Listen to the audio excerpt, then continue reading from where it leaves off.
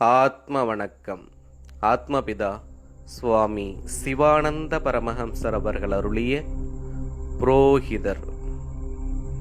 சங்கற்பம் செய்வதற்குள்ள சக்தி யாருக்கு இருக்கின்றதோ அவரே புரோஹிதர், அவரே குரு. இதற்கு உதாரணம், ஒரு கோயில் உண்டாக்கி அதில் ஒருவர் ஒரு சங்கற்பம் பிரதிஷ்டை செய்கிறார். யார் அங்கே சங்கற்பம் செய்கின்றவரோ அவரே அவ்விடத்தில் புரோஹிதர். சங்கற்ப சக்தி யாருக்கு இருக்கின்றதோ அவராகும் சங்கற்பிக்கின்றவர்.